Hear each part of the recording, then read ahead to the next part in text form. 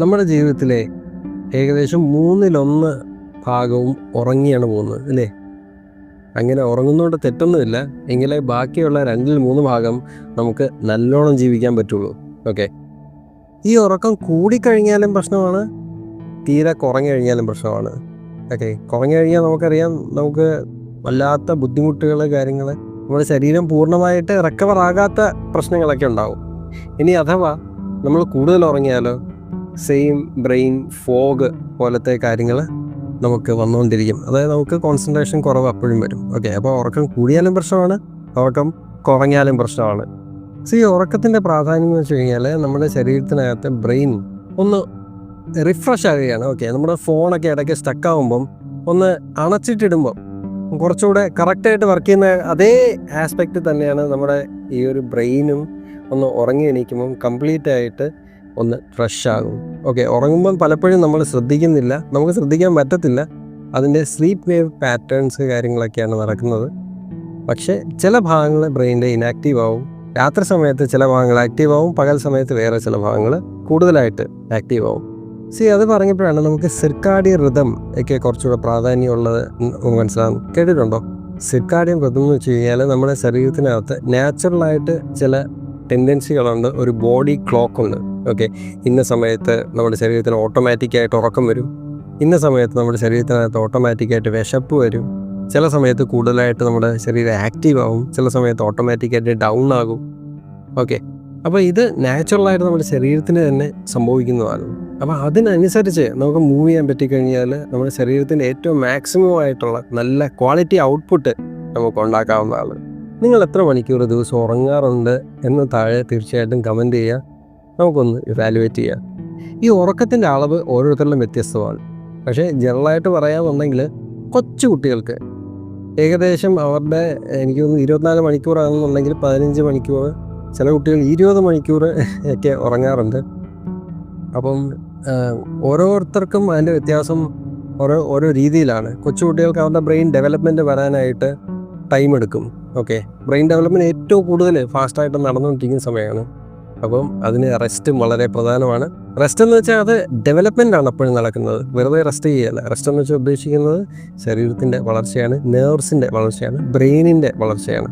Okay, അതിൻ്റെ കണക്ഷൻസൊക്കെ കറക്റ്റായിട്ട് വന്നുകൊണ്ടിരിക്കുന്ന ഒരു ടൈമാണ്. അപ്പോൾ നമുക്കറിയാം കൊച്ചു കുട്ടികൾക്ക് യൂറിനൊക്കെ ഇടയ്ക്ക് പെട്ടെന്ന് പെട്ടെന്ന് പോകും. അതെന്താ കാര്യം എന്ന് വെച്ച് കഴിഞ്ഞാൽ പൂർണ്ണമായിട്ടുള്ള കണക്ഷൻ വരാത്തതുകൊണ്ടാണ്. ഓക്കെ, അവരറിയുന്നുണ്ടല്ല, അറിയാതെ പോകുന്നതാണ് യൂറിൻ. പക്ഷേ അവർ വളർന്നു വരുന്നതിനനുസരിച്ച് കണക്ഷൻസ് എല്ലാം കറക്റ്റായിട്ട് ജോയിൻ്റ് ആവുകയും നമുക്ക് ഉദ്ദേശിക്കുന്ന സമയത്ത് വോളണ്ടറി ആയിട്ട് നമുക്ക് യൂറിനേറ്റ് ചെയ്യാനും പറ്റും.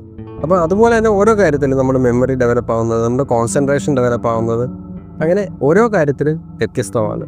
അപ്പം ഒരു കൊച്ചു കുട്ടിക്ക് 20 മണിക്കൂർ അല്ലെങ്കിൽ 17 മണിക്കൂറാണ് വരുന്നതെന്നുണ്ടെങ്കിൽ ഒരു അഡൾട്ട് സ്റ്റേജിലൊക്കെ, ഒരു ടീനേജിലൊക്കെ വരുമ്പം നമുക്ക് ഒരു 7 തൊട്ട് 10 മണിക്കൂറൊക്കെ റെക്കമെൻഡഡ് ആണ്. ഇനി ഒരു അഡൾട്ടൊക്കെ ആകുമ്പോൾ നമുക്ക് അത്രയും ഉറക്കം വേണമെന്നില്ല. ഓക്കെ, ഒരു 7 തൊട്ട് 8 മണിക്കൂർ മതി. ഇനി കുറച്ചുകൂടെ ഓൾഡ് ഏജ് ആയിട്ട് വരുമ്പം നമുക്ക് അത്രയും പോലും ഉറക്കം വേണം എന്നില്ല, കാരണം നമ്മുടെ ശരീരം അതുമായിട്ട് അഡ്ജസ്റ്റഡ് ആണ്. ഓക്കെ, പിന്നെ ഓരോ ഇൻഡിവിജ്വൽ ആസ്പെക്റ്റും വ്യത്യസ്തമാണ്, ഓരോരുത്തരുടെ ശരീരം വ്യത്യസ്തമാണ്, അവർ കടന്നു പോകുന്ന സാഹചര്യം വ്യത്യാസമാണ്, എൻവയോൺമെൻറ്റ്, എക്സ്പോസ് ആവുന്ന അറ്റ്മോസ്ഫിയർ, ഇതെല്ലാം വ്യത്യാസമാണ്, സാഹചര്യം വ്യത്യാസമാണ്.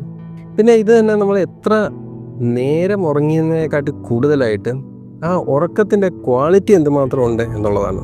ഓക്കെ, നമുക്കറിയാം ഉറക്കത്തിൽ ഡീപ്പ് സ്ലീപ്പും ഉണ്ട്, ഡീപ്പ് സ്ലീപ്പിന് മുമ്പുള്ള സ്റ്റേജും ഉണ്ട്. ഓക്കെ, നമ്മൾ ഡീപ്പ് സ്ലീപ്പിൽ എന്തുമാത്രം നമുക്ക് കറക്റ്റായിട്ട് ഉറങ്ങാൻ പറ്റുന്നോ, അല്ലെങ്കിൽ ആ ഒരു സൈക്കിൾ പൂർണ്ണമായിട്ട് എന്തുമാത്രം നമുക്ക് കംപ്ലീറ്റ് ആക്കാൻ പറ്റും, സ്ലീപ്പ് സൈക്കിൾ ഉണ്ടല്ലോ, അത് നമുക്ക് എന്തുമാത്രം ക്ലിയർ ആയിട്ട് കംപ്ലീറ്റ് ആക്കാൻ പറ്റുന്നുണ്ട് എന്നുള്ളത് വളരെ പ്രധാനമാണ്. അപ്പോൾ നമ്മുടെ ആ ഒരു ക്വാളിറ്റി ആ ഉറക്കത്തിൻ്റെ നമുക്ക് നല്ലോണം കിട്ടിക്കഴിഞ്ഞാൽ നമ്മുടെ ഉറക്കം സാറ്റിസ്ഫാക്ടറി ആയിരിക്കും. നമ്മുടെയൊക്കെ രാവിലെ എണീക്കുമ്പം സംതൃപ്തമായിരിക്കും. ഓക്കെ, അല്ലെങ്കിൽ ഫ്രഷ്നെസ് ആയിരിക്കും. ഇപ്പം നമുക്ക് കറക്റ്റായിട്ട് ഉറക്കമൊന്നും കിട്ടിയില്ല എന്നുണ്ടെങ്കിൽ നമുക്കൊരു ബ്രെയിൻ ഫോഗ് പോലെ, ഒരു മൂടാപ്പ് പോലെയൊക്കെ തോന്നും. അത് ഉറക്കം കൂടിയാലും അങ്ങനെയാണ്, ഉറക്കം കറക്റ്റായിട്ട് കിട്ടിയില്ലെങ്കിലും അങ്ങനെയാണ്. അപ്പോൾ അത് നമ്മുടെ ശരീരത്തിനെ നെഗറ്റീവായിട്ട് ബാധിക്കും എന്ന് നമുക്കറിയാം അല്ലേ. പിന്നെ അത് തീർച്ചയായിട്ടും റിക്കവറായി വരും, അതിന് പക്ഷേ ടൈം എടുക്കും. പിന്നെ ബാക്കിയുള്ള സാഹചര്യങ്ങൾ തീർച്ചയായിട്ടും കൺസിഡർ ചെയ്യുക. അതായത് നമ്മൾ സ്ക്രീൻ ടൈം അധികം നോക്കിക്കൊണ്ടിരുന്നാൽ, ഫോണിലൊക്കെ വെറുതെ നോക്കിക്കൊണ്ടിരുന്നാൽ, മൂവി വല്ലപ്പോഴും ഒരിക്കൽ കാണുന്ന പോലെ അല്ല, ഡെയിലി ചെയ്തുകൊണ്ടിരിക്കുന്ന നമ്മുടെ ഒരു സിർക്കാഡിയൻ റിതം വ്യത്യാസം വരും, നമുക്ക് മൂഡ് സ്വിങ്സ് വരാം, ഹോർമോൺ ചേഞ്ച് വരാം. തീർച്ചയായിട്ടും അത് പ്രധാനമാണ്. നമ്മൾ ഉറക്കത്തിനെ കുറച്ചുകൂടെ നല്ലോണം നമ്മളെ കൊണ്ട് കൺട്രോൾ ചെയ്യാൻ പറ്റുന്ന രീതിയിൽ തീർച്ചയായിട്ടും കൺട്രോൾ ചെയ്യാം. അത് ക്ലിയർ ആകുന്നില്ല എന്നുണ്ടെങ്കിൽ നാച്ചുറലായിട്ടുള്ള മെഡിസിൻസ് കാര്യങ്ങൾ ഉപയോഗിച്ച് നിങ്ങൾ ക്ലിയർ ആക്കാൻ ശ്രമിക്കും. ഇപ്പോൾ ഹോമിയോപ്പതി നോക്കുകയാണെങ്കിൽ അതിനകത്ത് നെക്സോമിക്ക, ഓഫിയക്രൂഡ, പാസിഫ്ലോറ പോലത്തെ മെഡിസിൻസ് അവൈലബിൾ ആണ്. അതും ഈ ഒരു സിറ്റുവേഷനായിട്ട് വളരെയധികം ഹെൽപ്പ് ചെയ്യുന്നതാണ്.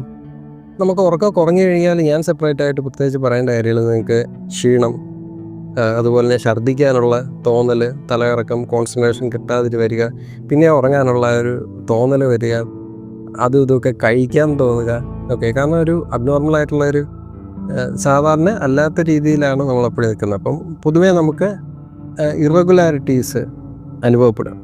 അപ്പോൾ കൺസിസ്റ്റൻ്റ് ആയിട്ടുള്ളൊരു സ്ലീപ്പ് വേക്ക് സൈക്കിൾ നമുക്ക് ഉണ്ടാക്കിയെടുക്കാൻ കഴിഞ്ഞാൽ നമ്മുടെ ശരീരത്തിൻ്റെ മാക്സിമം നമുക്ക് യൂട്ടിലൈസ് ചെയ്യാൻ പറ്റും. നമ്മുടെ ശരീരത്തിനും പൂർണ്ണമായിട്ടും അത് എൻജോയബിൾ ആയിരിക്കും, ഓക്കെ. അല്ലെങ്കിൽ എപ്പോഴും മാറി മാറി വരുന്ന സാഹചര്യത്തിൽ എപ്പോഴും അഡോപ്റ്റ് ചെയ്യാൻ പറ്റണമെന്നില്ല. നമ്മുടെ ഉറക്കം ക്ലിയർ ആവണമെന്നില്ല, ക്വാളിറ്റി ഉള്ളതാകണമെന്നില്ല. അപ്പോൾ എനിക്ക് എന്തുമാത്രം ഉറക്കം വേണം എന്നുള്ളത് തീരുമാനിക്കുന്നത് ഞാനാണ്, അല്ലേ? നിങ്ങൾ ഓരോരുത്തരുമാണ്. അപ്പം തീർച്ചയായിട്ടും അത് കറക്റ്റായിട്ട് ഡിറ്റർമൈൻ ചെയ്യാനായിട്ട് നമ്മൾ ഉറങ്ങി എണീക്കുമ്പോൾ നമ്മൾ ഫ്രഷ് ആവുന്നുണ്ടോ ഇല്ലയോ എന്ന് നമ്മൾ നോക്കിയാൽ മതി. അപ്പോൾ നമ്മൾ ഉറങ്ങി എണീക്കുമ്പം നമ്മൾ ഫ്രഷ് ആണോ അല്ലയോ എന്നുള്ളത് തീർച്ചയായിട്ടും ശ്രദ്ധിക്കുക. ഫ്രഷ് ആവുന്നുണ്ടെങ്കിൽ നമുക്ക് ഓക്കെയാണ്, പ്രശ്നമൊന്നുമില്ല. എന്നാലും നിങ്ങൾ എത്ര നേരം ഉറങ്ങുന്നുണ്ട് എന്നുള്ള കാര്യം താഴെ കമൻസിൽ മെൻഷൻ ചെയ്യുക. അത് എനിക്കറിയാൻ താല്പര്യമുണ്ട്, നമ്മുടെ വ്യൂവേഴ്സിനും തീർച്ചയായിട്ടും അറിയാൻ താല്പര്യമുണ്ട്. ഏവർക്കും നല്ലൊരു ശമനം നേരുന്നു. നിങ്ങളുടെ ഉറക്കം നിങ്ങളുടെ കയ്യിലാണ്. അതിൻ്റെ ക്വാളിറ്റി കുറയാതെ ഉറങ്ങുമ്പം നല്ല രീതിയിൽ ഉറങ്ങാൻ ശ്രമിക്കുക. ഉച്ചയ്ക്കത്തെ ഉറക്കം കുഴപ്പമില്ല, ചെറിയ ഒരു നാപ്പൊക്കെ വളരെ നല്ലതാണ്. രാത്രിയിൽ ഉറങ്ങുമ്പം നല്ലോണം കണ്ടിന്യൂസ് ആയിട്ടുള്ള ഉറക്കം ഉറപ്പുവരുത്തുക.